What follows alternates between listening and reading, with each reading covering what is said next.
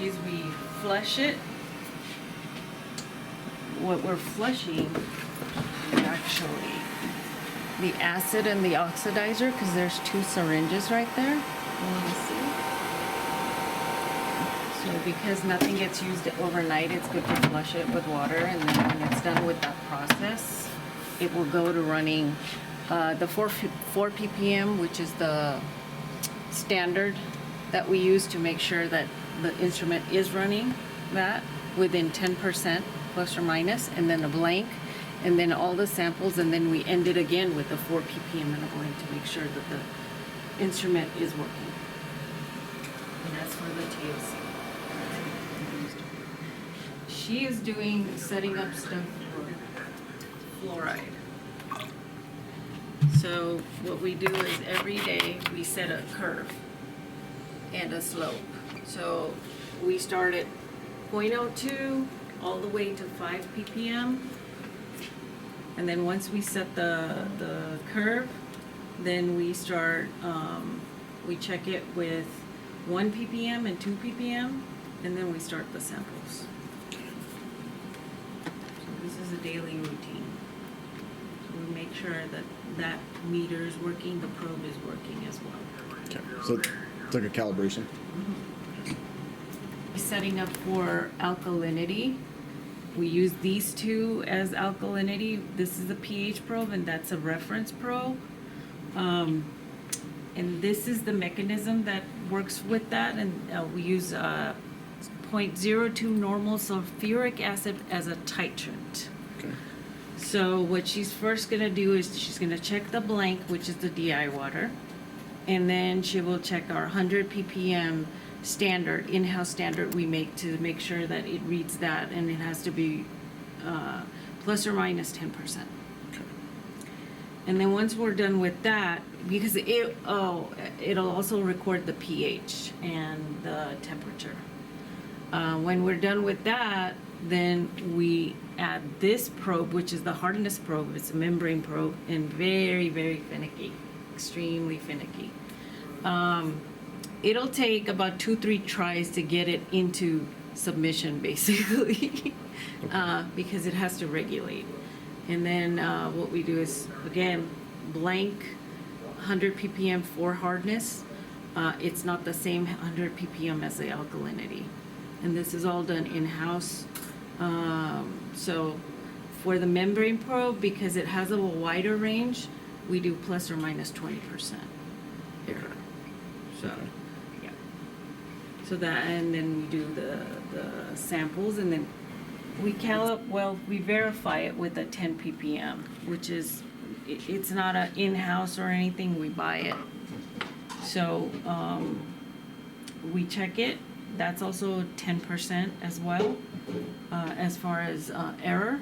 And then we start manually using this vial, and we put samples in here and check it. And this instrument actually does not put light through the vial. It goes from underneath and up.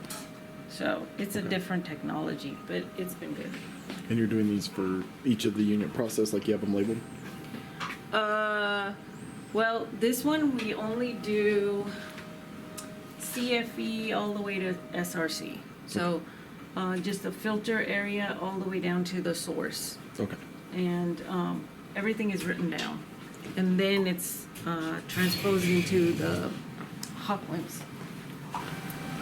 This has no standards because it's hard to make a standard for molecules. So it's a series of runs and averages, basically. And it looks like this. This is the little capillary. Once you're done with the run, you toss it. So it's one-time use? Yes. These are quite expensive. In a box of 10, you get, it'll be almost $300. Wow. Yeah, and it comes from England, because this model is from there. So, yeah. And this one, and before it's poured out, except for TOC and Zeta, which are the amber bottles. You don't want to shake it for TOC because TOC needle has really tiny holes, and sometimes the debris will get stuck in there, so it's advised not to shake it, to just pour it from the top. Okay. Say why we're doing that again? We're doing that for DOC. We're gonna filter it, but the filter itself is a sterile filter, so it has chlorine in it. And we're flushing it out to get rid of the chlorine so it doesn't react with the water and give us a higher amount than normal. For the guys, so I haven't zoomed in. I'm thinking of questions they should ask or help understand, like the difference in colors and sizes of the.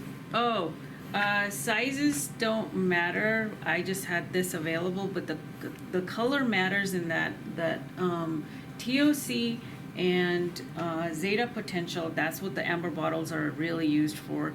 They dissipate quickly to light, so that's why we use the amber bottle. The rest of the stuff is for all the other testing, so they're in plastic and they're not light sensitive.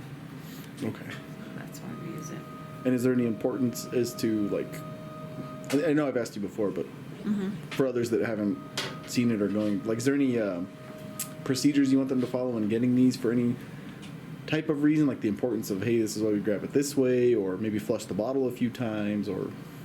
Well, it's always good to flush the bottle with the sample itself and to flush out that faucet or spigot that you're using at least 3 to 5 minutes, because you want to make sure you're getting a good representation of the water sample. Right. So yeah, that's about it, I think, for these tests anyways. Okay. And I know, like, we've talked about gloves, but we know blue collars generally don't. Is there anything you feel about, like when they tell us take a back tea sample, right? Don't touch the inside of the lid. Don't set the lid, the cap down. That's a very sensitive testing thing, because any bacteriological stuff on your hands will get stuck to the vessel that you're using. So it's very good. It's proper to use gloves. Right. So the guys in the field, should they, like I said, should they be worried about setting caps upside down, or how they handle the bottles in any way? They should not keep it upright, because you don't know what's on the surface there, so keep it down. And then actually follow the method that the lab that they are sending it to tells them to. That's the important part, because we don't know what procedures they're using. So sometimes the general thing is be very careful, but also listen to whatever the lab is telling you. Okay. That's my best case thing. But for our UTs here, nothing really specific, just... No, just don't. Make sure your hands are not messy. Put gloves on. That's the surefire way. And make sure they're a clean set of gloves, not used for anything else. Right. Don't contaminate. Be careful. I know in the field, some of these bottles have cracked lids sometimes. If you have to, please come back, get a new one, and so you can get a fresh sample. So that's what I recommend. Try to be as neat, clean as possible when you're taking your samples.